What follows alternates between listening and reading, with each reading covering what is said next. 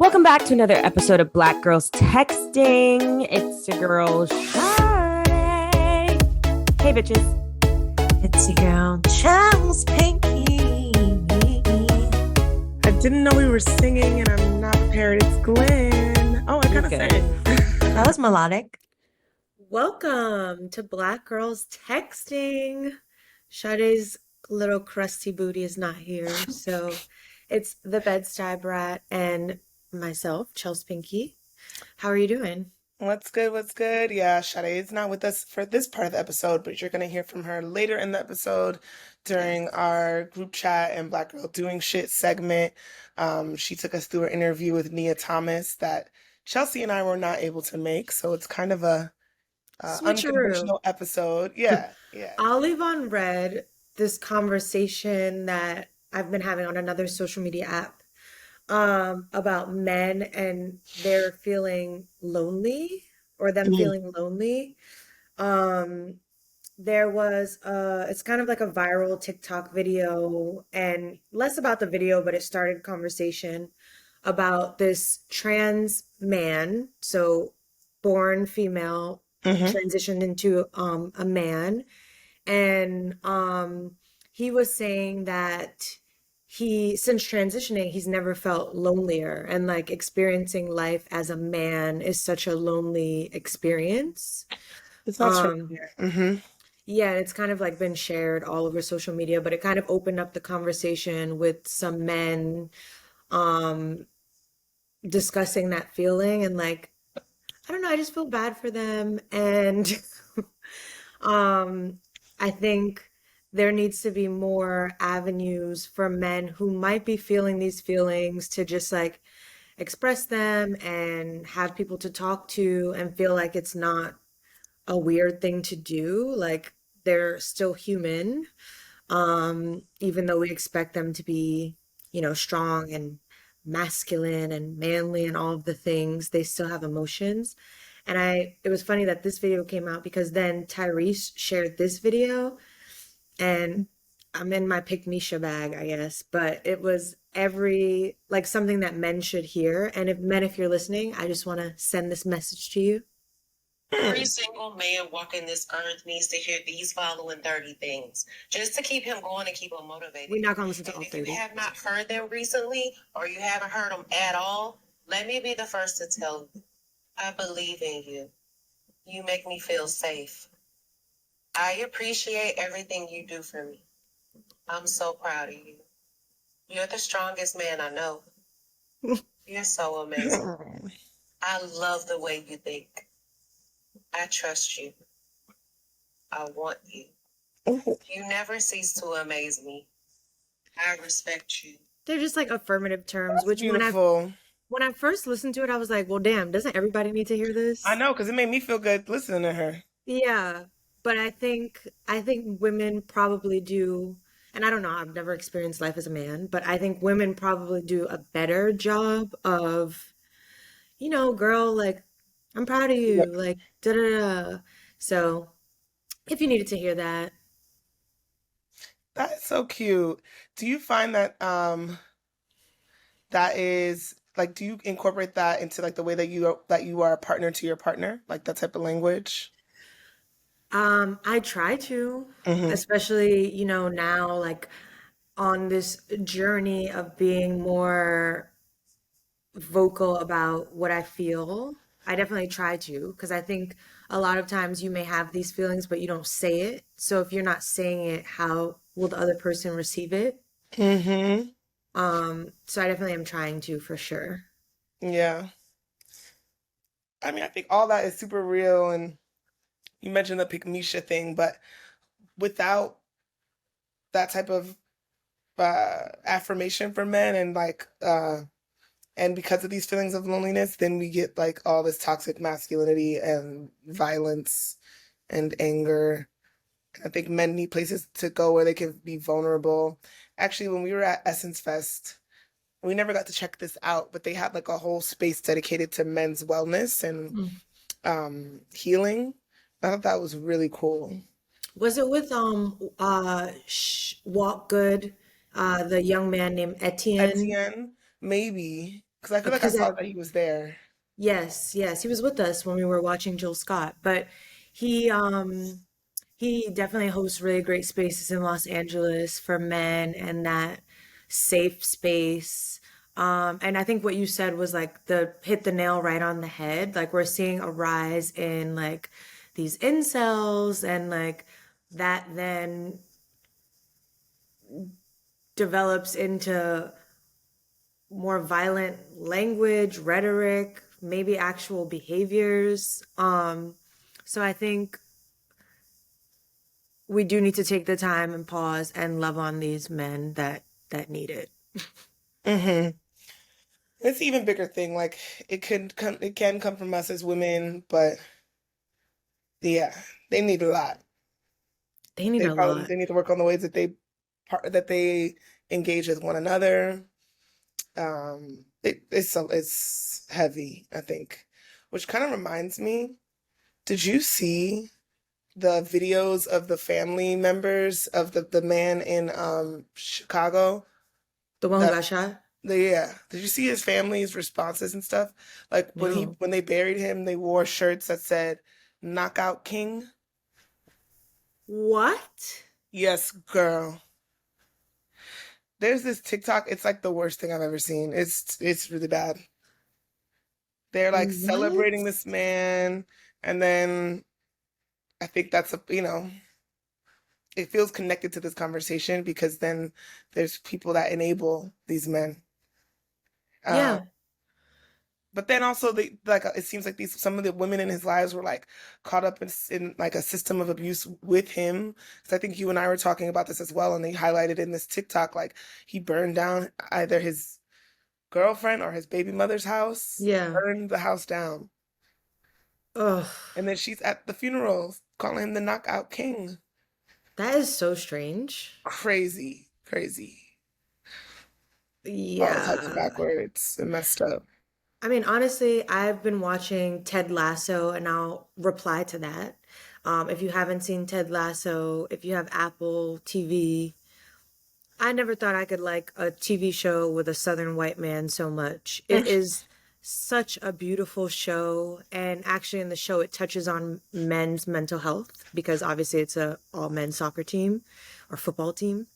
Um, and there was a point of me saying this, but I think in the show, Ted's character is like dealing with his own shit, but at the end of the day, he's like loving, caring, empathetic. And I just feel like that's what the world needs. All we need is love, more empathy, more just like trying to be positive, trying to have, what's the term? Like positive regard for other people, just like Hmm. assuming positive intent, Yeah, a even though it's thousand. hard. No, it's real though.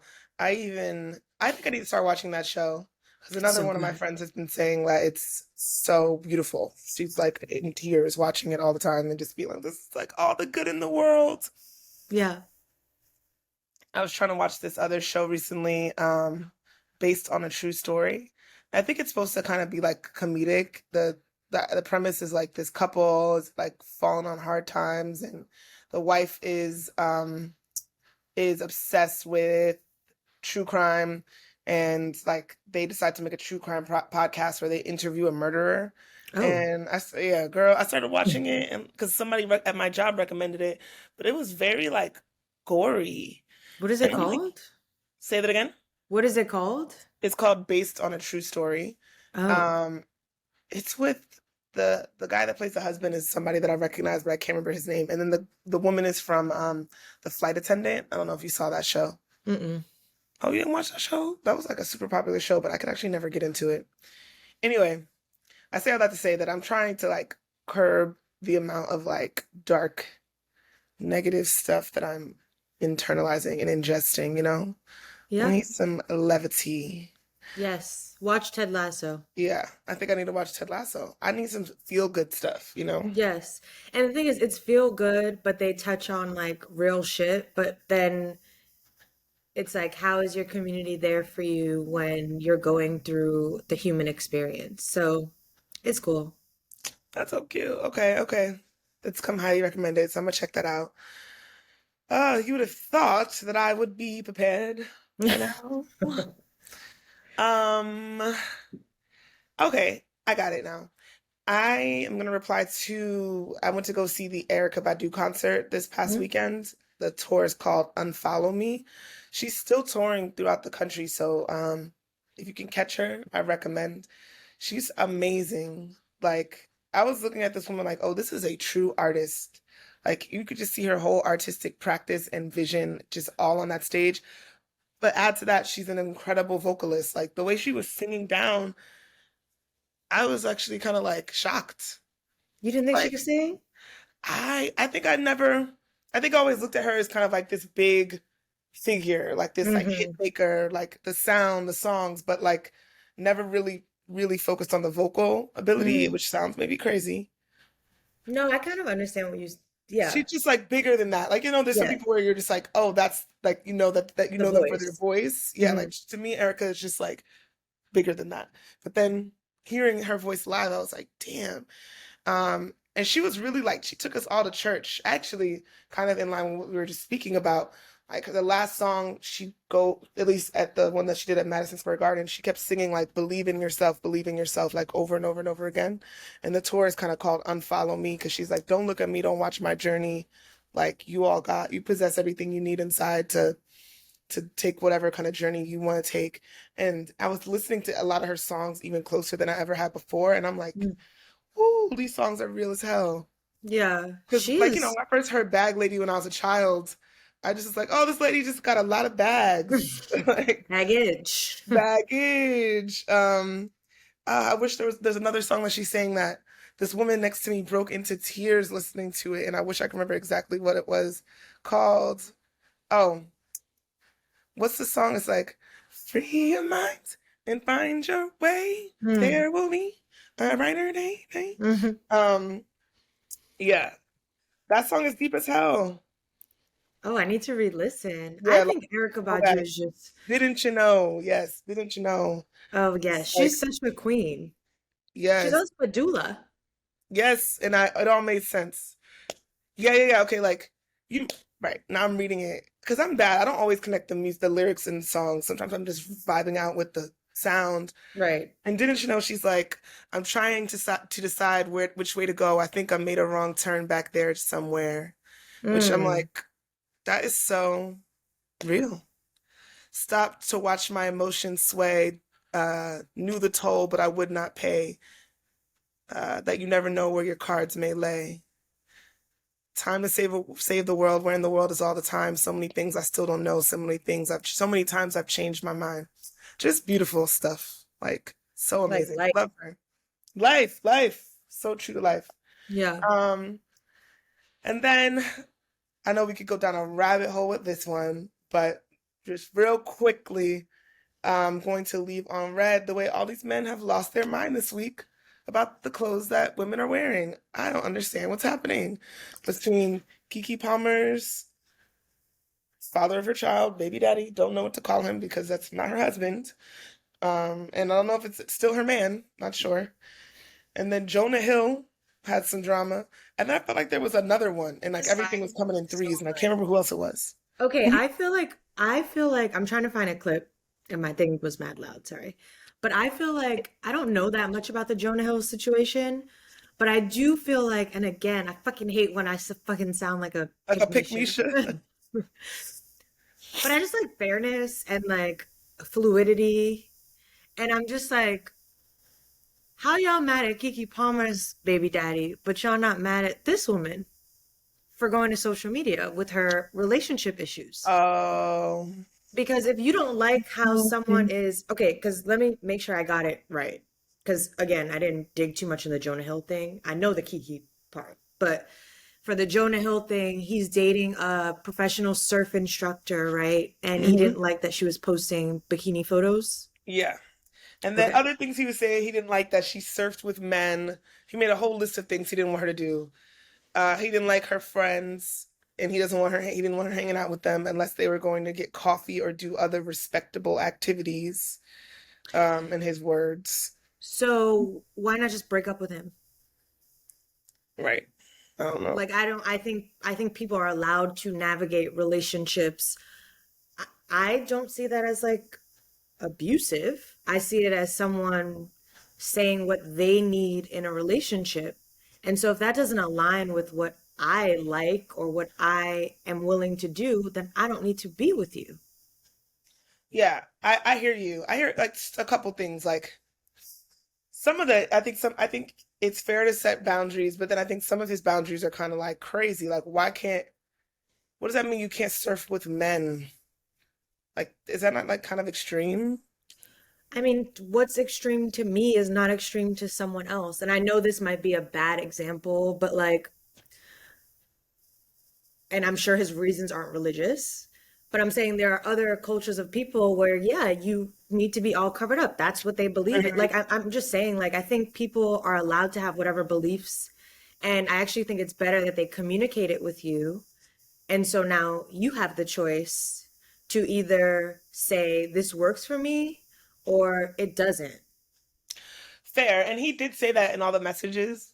One thing I noticed in the way that he was speaking to that woman, though, was, and that I've recognized in relationships I've had in the past, is people will say that. They'll be like, if this doesn't work for you, that's fine. Like, you look really happy living your life in those bikini pictures. And, if you like that, that's great. Like, if that's how you want to keep living for the rest of your life, you can do that. And it's like a little bit passive aggressive.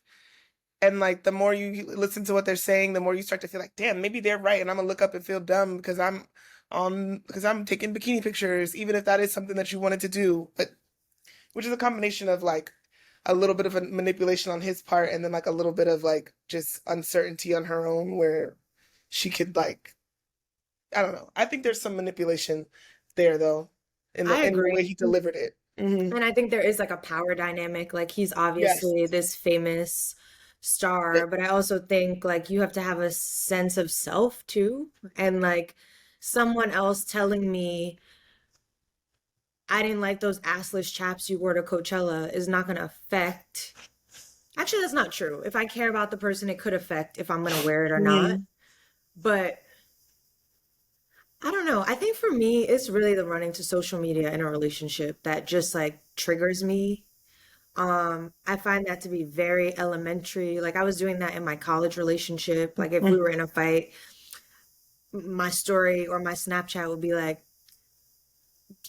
about to be single or some stupid shit like that. But like as an adult, I just don't understand the purpose of going outside of your relationship. Like, Yeah. I think that's a super fair point. I wondered with the Jonah Hill thing if she thought she was like airing him out. Like, mm, like she didn't want to be with him anymore. She just wanted to air him out. yeah, exactly. If she's like, people need to know who this man is, kind of. I don't know. That one was really that was a tricky one too. Because when I first read the stuff, I was like, wait, what's going on here? But I mean, I think the Kiki Palmer one is a lot more cut and dry for me, Cut and and dry, seemingly child. for a lot of other people on the internet. Yes, cut as in cut him off. Oh, but then that's the hard part because I don't want to see a black child without their black father. I know. And it's so crazy because just the days before that, all the days up until that moment, I was like, they are so cute. And he was cheering her on and talking about how fine his child's mother is. He was posting pictures of her in her underwear Right. on and posting it on social media. So it's just kind of like a very bait and switch. It kind of feels like it was more of a about Usher and not about what she was wearing because she's worn things like that before, But but it that is was the so weird. Usher thing. Usher, the damn man who's putting on a performance.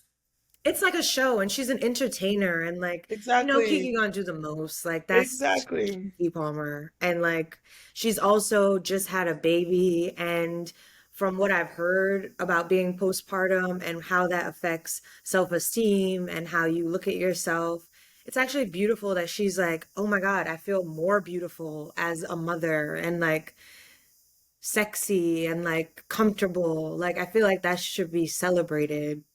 A thousand. Um but did you hear this clip? I'm like now obsessed with her and want to listen to her podcast. Listen to this. And what happens if you ever had a Summer Walker situation with me? Some girls just like, yo, just so you know, she was wearing like my Eagles shirt. She's not even getting on the line with me. I'm not talking to nobody. I don't care. She could be standing next to you in a picture. I'm blind. I'm Stevie Wonder to the bullshit. And whatever that we going through, we talking about that in the closet. Like, we ain't nobody, like, it's on some, like, he's got a twin brother. Like, I'm not discussing that. But then how are you going to react when people bring it to you? I saw your man, or I saw that. You know, people. And I saw your man. I didn't want to bring it up, but since we're bringing it up, have you checked with him? Ate that up. And we'll move on, because they know I'm not playing at that point. Right. She ate that up. Love her. She said, and She I ate that saw up. your man. And I saw your man. And I saw your man. Right. I mean, literally, that clip was posted like the day before, and her man is sitting there yucking along, agreeing, and then he gonna post that shit on Twitter. He played himself, child. Played And it himself. really was just the language of like, you're a mother. That rhetoric is so dumb that I thought it was a joke, because it's like, as a woman, like that, all that like weird like fucking Shame. man, like what is it called, like manosphere ass language. Like, were we doing that right now? Are we doing that? Right. He watched What's too his many name? Kevin Julius? Samuels videos. Yeah. Darius. Darius. Maybe Darius is lonely too, child. I don't know what's going on with Darius. Actually, Yeah. Darius, he has a lot of mental like insecurity and mental stuff and insecurities and stuff. Well, I mean, a lot of people would argue that most men cannot handle being with a woman who is more successful than they are. Yeah. And by all measures, Keke Palmer is more successful than he is. Yeah, we don't know what he does. But like, you stupid, because you could have been a stay-at-home dad. Fumbled the whole bag, Darius. What a dummy. Got this fine ass woman, beautiful baby. She's successful. She loves you, obsessed with you. And I feel like she's not out here and these, like, you don't hear shit about Keke Palmer. Never. Like, she is the funny girl. Like, chill, Literally. cool. She's a Fumbled hottie, it. but she's not like, she's chilling. She's on the Right. chill side. Yeah. It's ridiculous. Men and their issues. Go see a Issues. therapist, men. Get a diary with a lock Join and a a men's furry group. pen.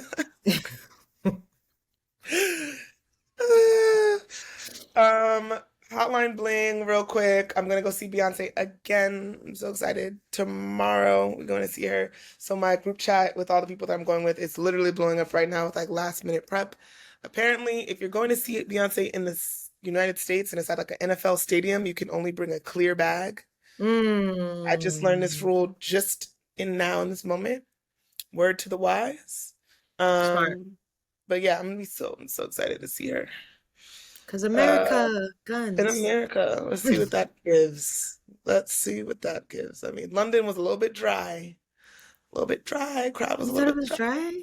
No, It the was- show was fantastic. Oh, But like the crowd was just like chill. Granted, I wasn't deep in the crowd that much. right. I feel like Were you were people sitting on the going seat. up around you? It was chill.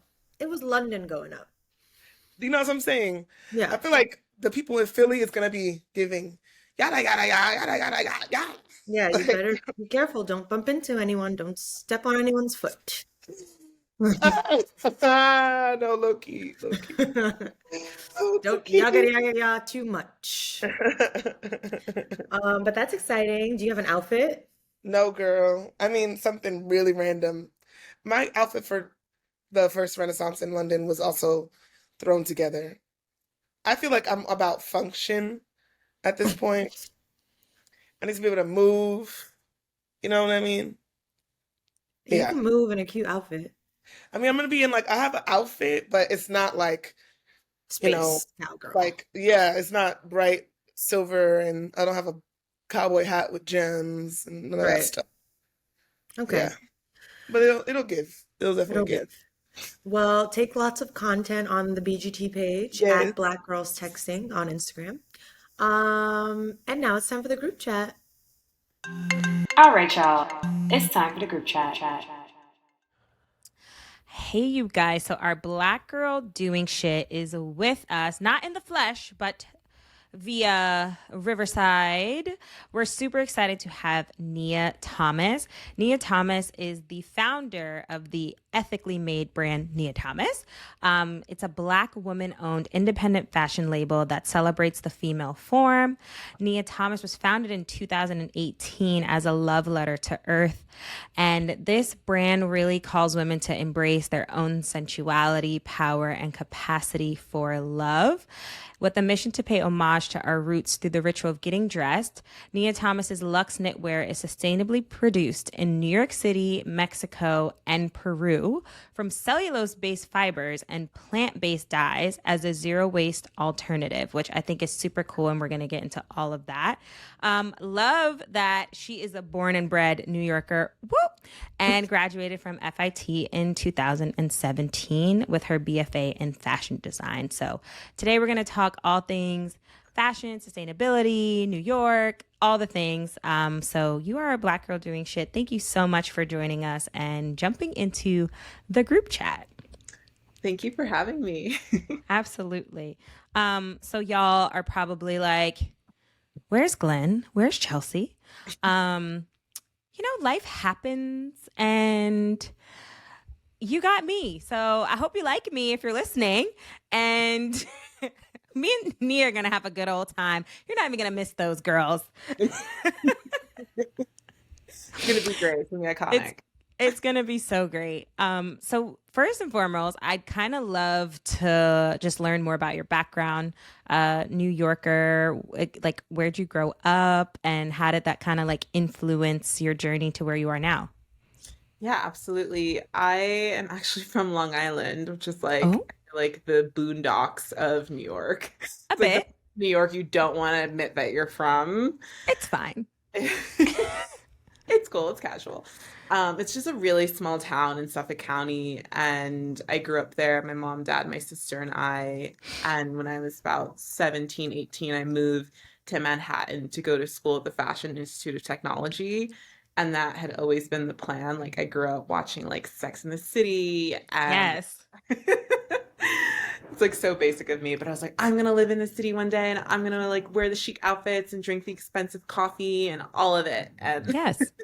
and then you get there and you're like, damn, this city is so hard and expensive and cold, but I love it so much at the same time. It's definitely kind of like a love-hate where you're like, I want to do all these things, but I have no money. Exactly. Yeah, which is unfortunately most people's reality in New York until this very day. But it's a hard knock life, but we all live it. And I love to kind of get into some of the inspiration behind your brand because it gives like major island vibes. So it's not giving me like concrete jungle. It's giving me like beach vacation is needed.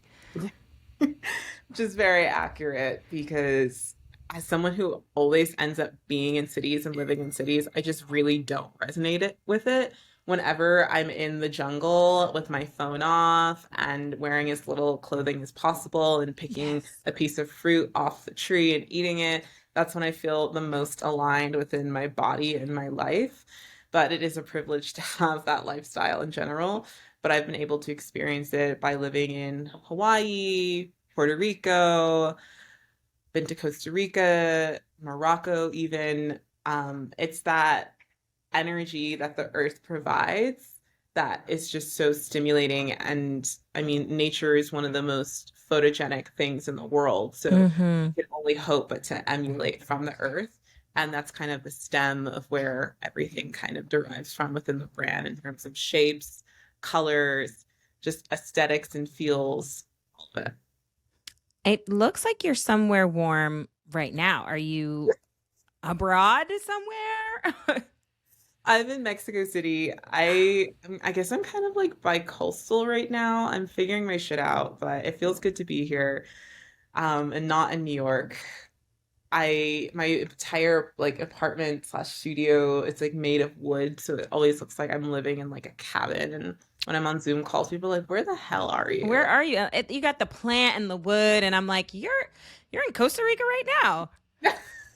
I wish, I wish. No, I'm in Mexico City, which I feel like out of all of the cities that I've been in for an extended period of time, it does feel like the most tropical here. Hmm. It's very warm. The flowers and trees are always in bloom. It's rainy season right now, so like after it rains, like the air, it just feels so crisp and clean, and the smog is gone, so you can see the mountains in the background, and it's really beautiful. We're going to get into the Mexico City of it all very soon because also one of my favorite cities and one of my favorite places. For But sure. kind of jumping back into this conversation around the beauty of nature, a big, kind of pillar of your brand is the sustainability aspect Mhm. and zero waste. So clearly you care about the earth, thank God. But I'd love to know, like, how did you get to that space? Because I feel like so many people entering the design world, like it'd be so easy to just get super cheap fabric that is like tearing up the planet. And so what you do obviously has to be super intentional, and like I imagine that also goes into your whole like sourcing process. But how did you even like get there? I felt like the opportunity presented itself to me. There was never a moment in time when I thought, let me take the easy way out by making cheap clothing in polyester and having it be like a one size fits all model and doing it somewhere in Bangladesh where they're using Mm-hmm. prison and child labor to make it happen. Like that was never the plan. And when I started the brand, I felt that a lot of, especially Black women in the sustainability and fashion space, they weren't making things that felt really high fashion. It was just like t-shirts that had like Black Girl Magic screen printed on it. Right. Yeah. Which is like cute in its own right, but I was like, I definitely don't want to go down that route either. But I think from my education from school, and also my aunt was a seamstress who owned an alteration shop, and she taught me how to Oh. sew. And I just saw how, so many people would kind of like cheat her and be like, well, I can't afford $40 for you to have these pants, which is like, it's going to take me 3 hours to do it. So that's the price I'm set. And how Black women in the sustainability space like have kind of just been put on the bottom of the totem pole was definitely alarming. But I knew from my education, like I could make things really special that could speak to people, and that organically already were my senior collection at school. I just kept posting it and kept making different jackets and skirts and things that kind of felt in the same vibe as the collection, just kept posting it after graduation, and people would DM me and be like, I want to buy this. And I'm like, okay. They're like, where do I do that? Do you have a website? And I'm like, Yeah. no. They're like, well, can I Venmo you? And I'm like, yeah, send me $300. And they did. So I sent them the garment. Period. No, that's amazing though. I mean, I feel like a lot of founders, right? Like it's not as cut and dry as like I always knew I was going to do this, and I knew this was going to how I was going to price my product, and I knew this is what it was going to be. Like your story, I think will definitely resonate with a lot of people as you're kind of like figuring things out. And so with that though, there are a lot of challenges for Black owned brands. And I see that you are on Moda, which is amazing. Congratulations. They Thank you. get way too much of my money. But how has your experience been as a Black business owner, kind of navigating just all the challenges? I think the biggest being just getting that exposure, like getting a fair chance compared to like white counterparts, and like Mhm. access to capital. Like Mhm. how's that experience been for you? I mean, it runs so deep.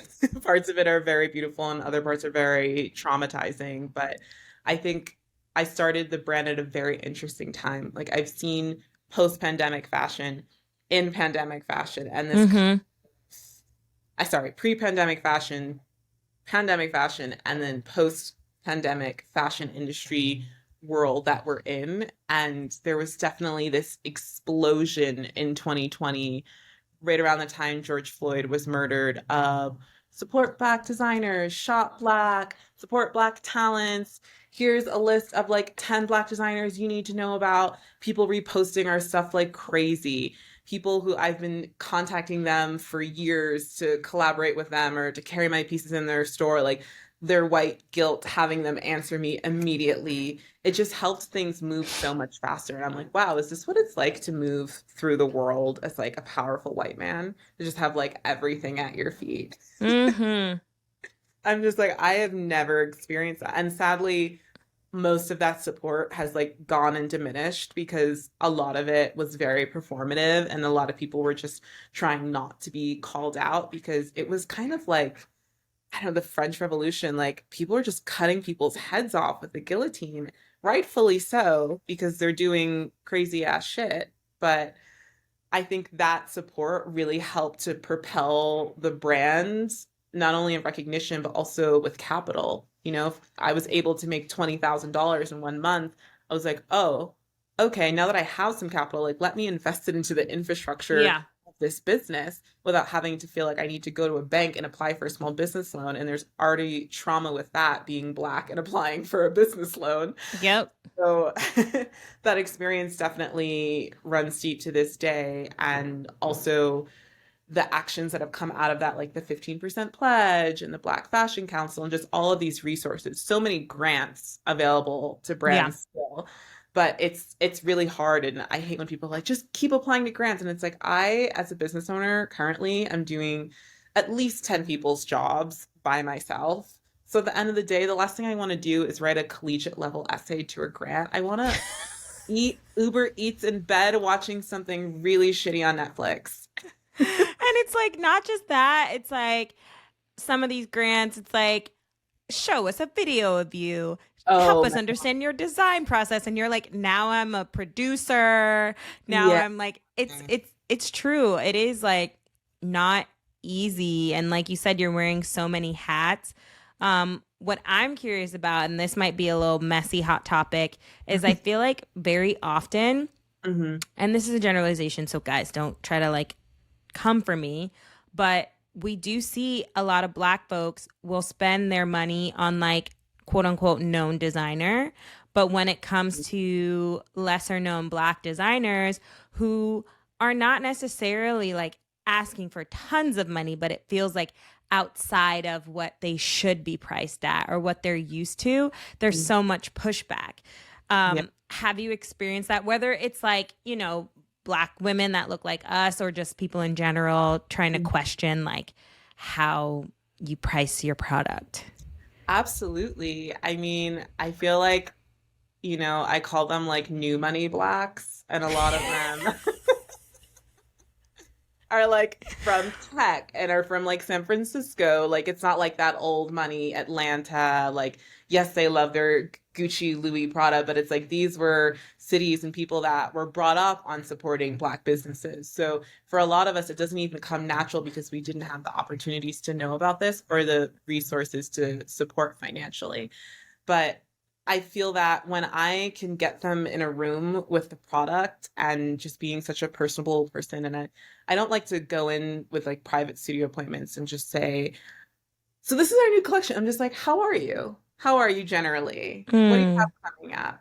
How do you feel after your baby? How is work? Like people want to feel like you actually give a shit about their lives. And most of the time I actually do, because a lot of my clients are extremely interesting.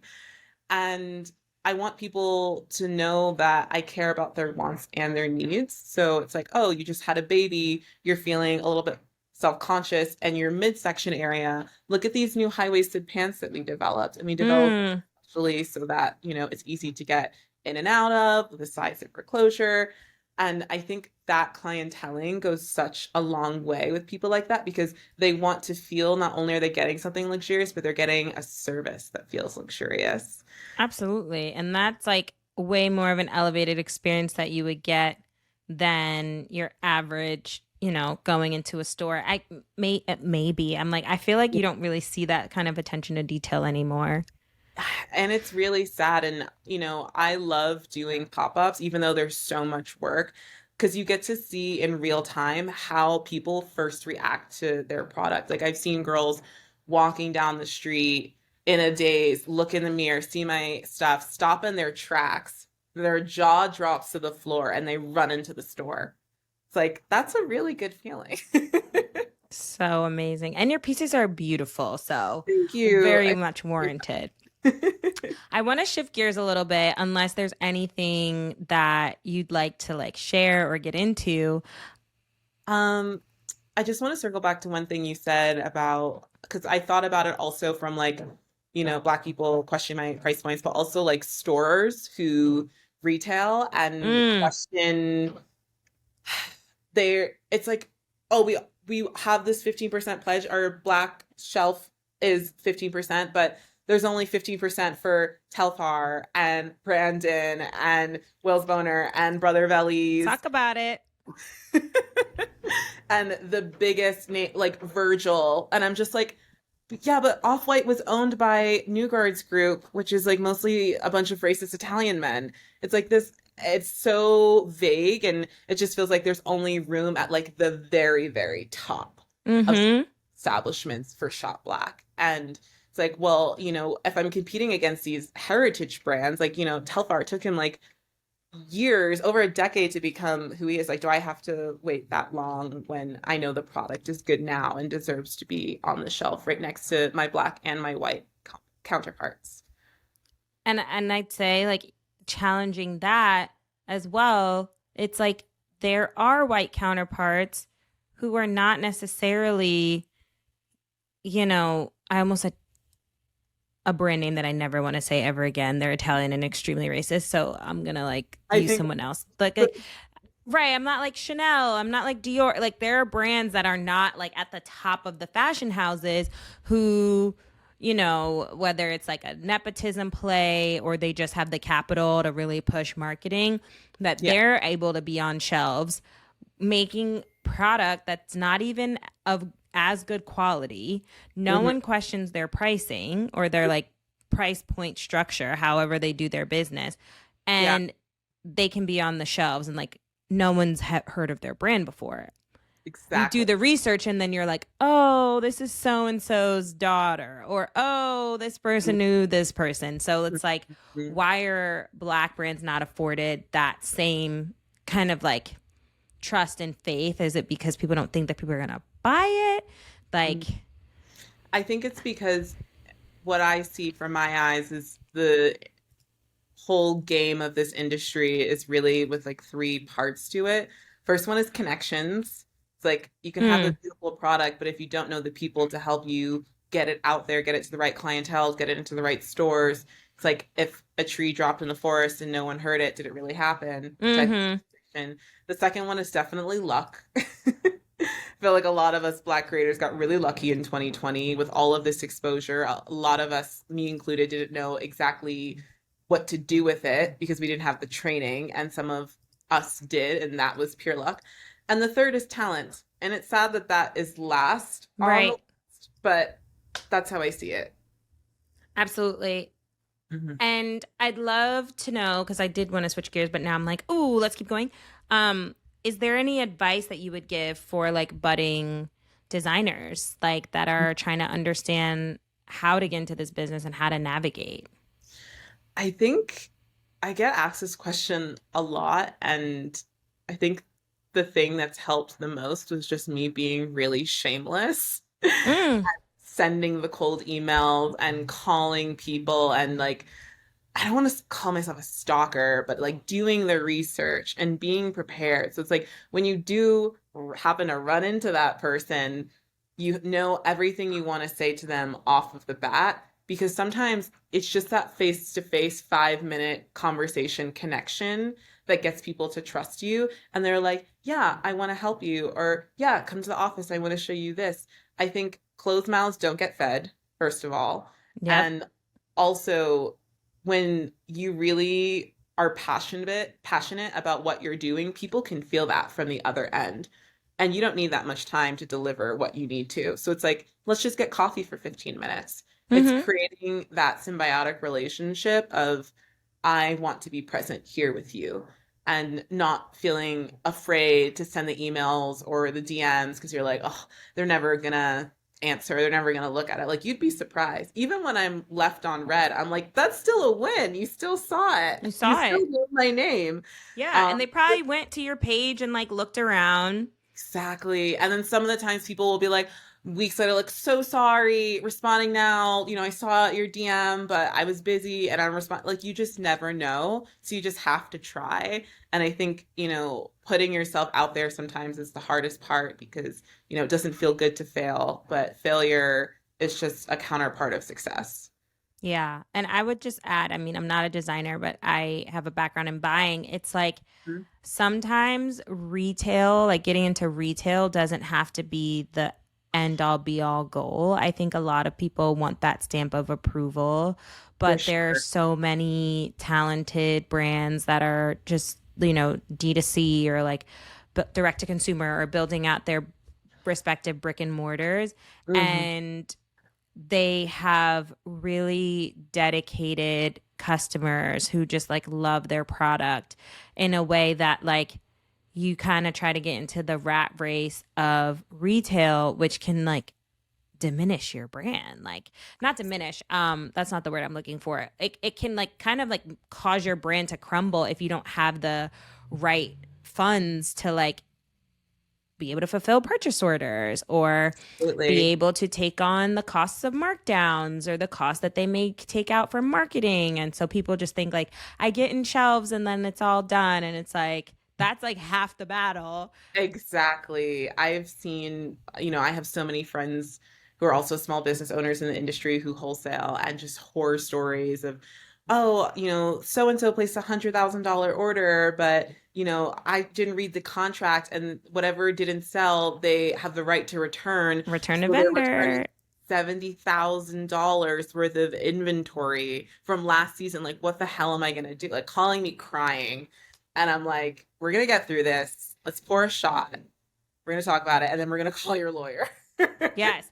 Budding designers, read your contracts. That's Read so your contracts. I'm like very aggressive. Like, I'm like, they're like, where, like, we need you to sign it. And I'm just like, I need more time to read this like 15-page fine print contract because I'm not trying to see any surprises. And it took me a really long time to learn how to stand up for myself like that. So I'm going to continue to do so.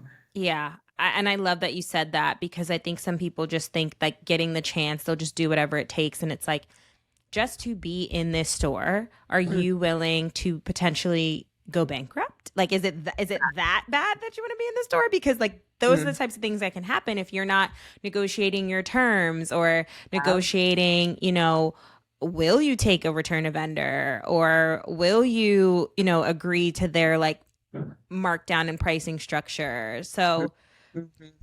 I Yeah. hope all the fashion girlies are listening and really honestly anyone in, Any like product-based business. product. Yeah, Mhm. 100%. Yeah.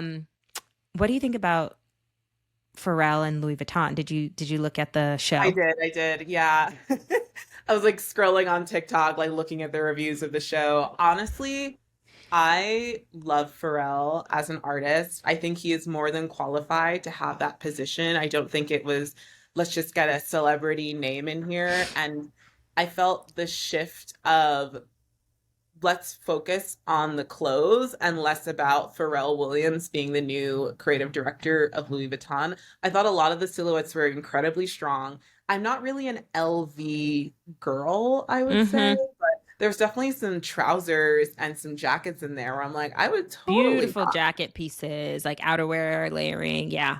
outerwear. And I felt that he knows exactly the silhouettes that, look good on him, look good on people that he's styled in the past. It's like he's going to give you some of that, but he's also going to give you some heritage of the brand in a very fresh way. And I think it's a testament to like, look at all the people that came to the show wearing LV. You've got Beyonce, you've got Megan Thee Stallion, you've got Zendaya, you've got Willow and Jaden Smith. You have all these different personalities, Rihanna and ASAP, like everyone looked incredible, but they were wearing LV their way. And I think that's just like a testament to like Pharrell's direction. It's like, we're not going to make a cookie cutter mold of LV for the entire world. We're going to give people good options and let them take it from there. And that's also how I approach my brand. So I think it's a very interesting moment for designer because there's this conversation everywhere about quiet luxury. We keep talking about it. I hate And like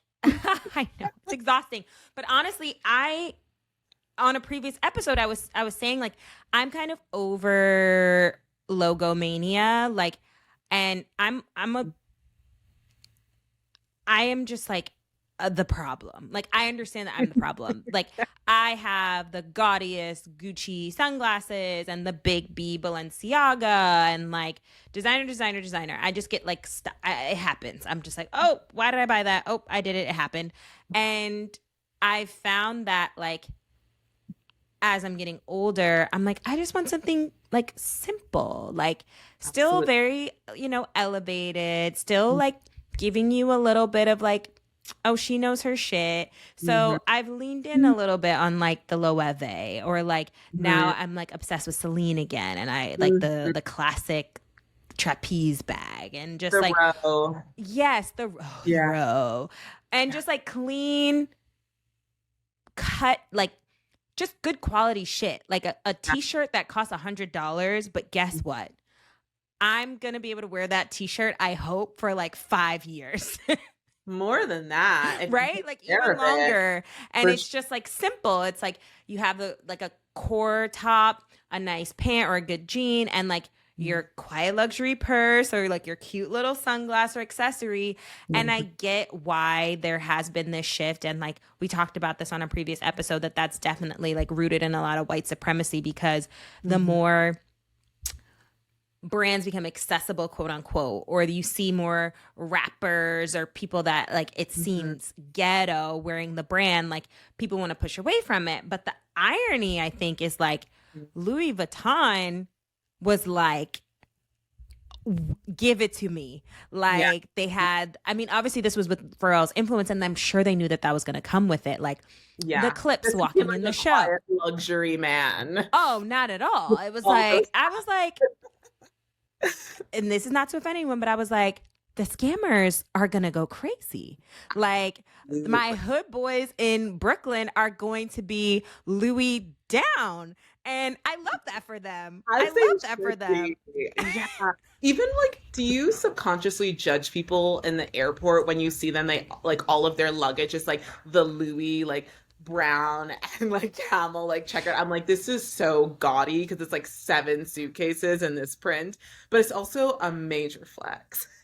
Oh, huge flex. And Absolutely. where Louis will always get me is luggage. Like I think they do luggage very well. They do. Yeah. And it's just one of those things where like a cute little Louis duffel, like Mhm. you might get me. You I might always get me. find them on like the Real and they'll be like $700. I'm like, okay, I'm gonna wait for it to go down to like 4, but it never goes down to 4. Like people will buy it at like 6. Like people are dedicated to Louis luggage.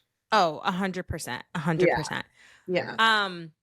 Okay, finally shifting gears. I wanted to get into just more about your travels and like Mexico City. When did you first move there? I moved here in September of 2021, so it's been about a year and a half. And the first time I had come to Mexico City was like March of that year, March of 2021. And it was very serendipitous. I was doing an art residency in Oaxaca in the south of Mexico. And Amazing. also my friend was staying with his family at their vacation villa in Tulum. So in between those two things, I kind of had a week where I didn't have anything to do and I was going to be alone. And I was like, it doesn't really make sense to like go back to New York to then go back to Mexico. So a lot of my friends were like, why don't you, try out Mexico City? I've been here for a couple of weeks. I'm like, I don't know. I just came from New York. I don't want to go to another city. But I just did it and I booked an Airbnb like the night before and I got here and I was like, oh, I knew instantly.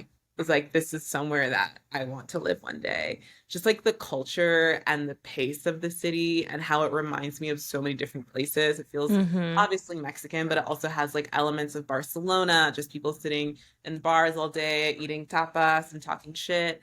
And it also reminds me of LA, where it's like just people are very health conscious and going to the farmers market and buying fresh fruits and vegetables cut up in smoothies every day. And just all of these influences that just felt very aligned to where I was at in life. And after the art residency, I realized, there's so many talented artisans in this country, and I love working with people hands-on. I love working with people that use their hands to make the products, and everything isn't so machine made and automated. So the plan was just to come down here in the fall through the winter, escape New York City winter for a few months, make some Yes. samples, put it online, see what happens. And that turned into like two very successful collections. And my mental health just skyrocketed here. I think because obviously the cost of living in Mexico is going to be so much lower than it is in New York City. So I felt like, I could kind of let my hair down and breathe a little bit, and everything didn't have to be like, well, I have to do this and I have to make rent, and like all of that energy that was suffocating me in New York kind of like went away here. And I felt that all of my friends and community here that I was cultivating, it kind of was like when I moved to New York and was cultivating that relationship. It was just nice to just have a different change of pace in my life. And I think Yes. ease definitely came out through the clothes. Things definitely got looser, more colorful, more ostentatious, maybe. And definitely a huge emphasis on handcraft. My gosh, so much is like resonating. And I'm really glad that we were able to have this conversation one-on-one selfishly. Just because, everything you're saying, I think is so inspiring to people who just don't know much about this world and this landscape, but they're super curious. And I think it's also really seeing you like truly invest in sustainable fashion, because some folks will like have sustainable fabrications and then outsource and not pay their workers well, or like not think Exactly. about the working conditions, or just Yeah. and there's so many layers to it, and it takes more work. It's harder, it's not as easy, but Definitely not. it is what I think makes people want to support you even more. And Mhm. so definitely want to give you kudos and your flowers for doing the extra work, but like we need this. Thank you. Now, I say all the time, running a small business is hard. Running a sustainably minded small business is even harder, because you can't take all of those shortcuts and the greenwashing and all of those excuses that most companies use in order to operate. So it definitely is a labor of love. And I think I was listening to this podcast with Eileen Fisher, and she's like, I knew I wanted to start my own brand when someone said, like, if you had to get up in the middle of the night, like 3 o'clock in the morning when you're dead tired because there's like an emergency with this passion project you have, and you could do it without complaining because you love it so much, then you should have your own company. And I feel that way. I'm waking up in the middle of the night all the time to do shit. But it's for you. But it's for me, and it's like I'm not supporting like, the man, the corporation, like all of the things that I just don't agree with in America mostly. Yeah. Yep. Mm-hmm. 100% there with you. Well, there are things that you should definitely tell the listeners where to find you. But if there's anything you want to add on to that, please like tell us, where can we find you? Where can we shop? How do we just like get all our hands on all the goodies? So you can shop Nia Thomas at niathomas.co. N as in Nancy, I as in ice, A as in apple, THOMAS.co. That is also our Instagram handle and TikTok at niathomas.co. And if you want to shop our pieces in person, you can sign up for our newsletter to see if we're doing any pop-ups around your area. We love popping into different cities. We've done pop-ups in Barcelona and LA and New York and Mexico City. So got to check that out. And then to permanently shop the collections in brick and mortar or online retailers, there is a list of stockists on our website that you can support as well. Amazing. Well, thank you so much for joining us today and sharing. We'll be sure to also put your website and your Instagram handle in the show notes, so you all have no excuse not to get shopping, especially as we are in the summer season. We are recording on the summer solstice. Happy summer solstice. Happy summer solstice, y'all. Get to shopping and Please make sure you are following Nia to stay posted on all that she's doing. And thank you so, so much. Thank you for the opportunity. Absolutely. Absolutely. What would you do? Okay. Okay, so for what would you do? I was actually on the Twatter. No, not Twatter. What's it called? TikTok. Threads? Oh, No, I refuse to download Threads. I'm not giving Mark Zuckerberg more of my data. Thank you. And also Sade. I'm on Sade said the same Spill. thing. I'm on, yeah, you know they're just collecting that shit for AI and using your shit Oh my so God, that they wait. can Speaking learn of how to talk like AI, a black woman. Huh? wait. Sorry, just not to cut you off. I just have to show you this. I did the thing with the baby pregnancy picture. Oh my God, wait. Why won't it Why do show? you have locks? Because the pictures I uploaded, I had locks in them. Mm. Damn, it's not showing, like, whatever, but that's me. They made me look like a damn child bride. Yeah, that's a little And then look at strange. me getting ready to walk down the aisle. Oh, that's pretty. That's fire. They made your breasts so They large. gave me big ass breasts. And then I also made kid versions of myself too. Yep, so now they're collecting your face too. They have everything. They Yeah, already they got do. it. I mean, yeah, our voices are all already on YouTube. Did I tell you that the other day someone called me and they're like, "Hello, is this Chelsea?" and said my last name? And I was like, "Yeah."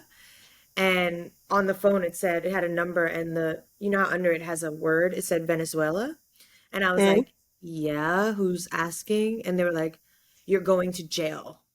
Oh my God, shut And I up. was like, and then I changed my voice. So I was like, oh, they're probably collecting my voice sounds. And I was like, I'm not stupid. I'm not gonna give you money because you know that they're trying to like He said you're con going to people. jail. Yeah, he said you're going to jail for a very long time. We know what you did. What? I was with my mom and sister. It was so fucking weird. But anyways, That is creepy. Okay. the what would you do is I was on TikTok and this girl who you might know her. She was basically talking about how she was talking to her friend about this incredible date she went on. They had dinner, they had drinks, and then the guy, this was in Manhattan, the guy took her to an apartment that he had rented out for the night I'm scared. and scheduled like almost like a sip and paint with a private artist. And she Oh. was like, this was such a cool date. Like I had never been on a date Girl, I like was this. like, and then what did he do? Tie her up? I'm No, like, no, oh God. no. He gave her like a big t-shirt smock to change in if she wanted to while they were painting, and she was like, it was so romantic. And then her friend looks at her and goes, wait, Why did he mess I with her? went on that exact same date. Shows her the picture of the man, and they went on the date with the same person, the exact same date. They, in fact, both have a picture of them holding up their thing with the white smock. Girl, no, I'm shook. So what would you do?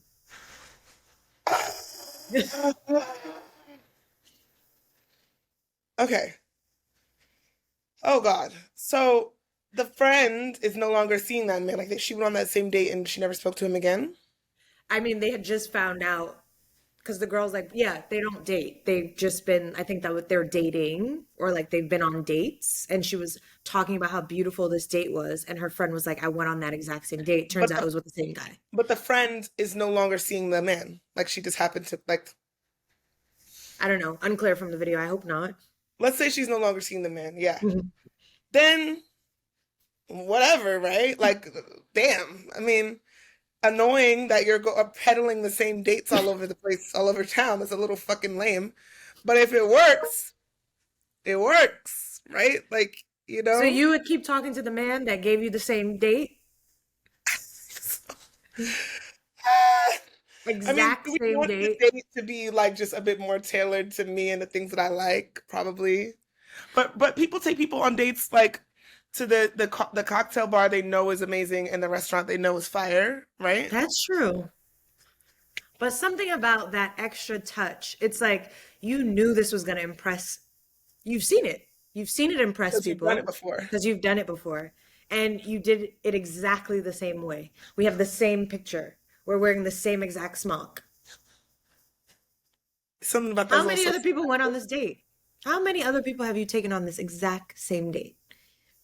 It's giving psycho to It's a me. little scary. It is a little scary. But then I'm like, yeah, to me, I'm like, damn, why does he want to keep having that same experience too? Like, it's like you're just in a, yeah, it's just like you're in the same like rotating cycle. You just swap out the women. Well, yeah, exactly. That's how I would feel. You're That's what just he did. swapping me out. You're not interested in actually getting to know me or me as a person. It's just like A you want to see formula. me in this white smock, and Yeah. maybe you might get some yams because you rented the apartment for the night. Why? I want to know why he rented an apartment. Where does he live?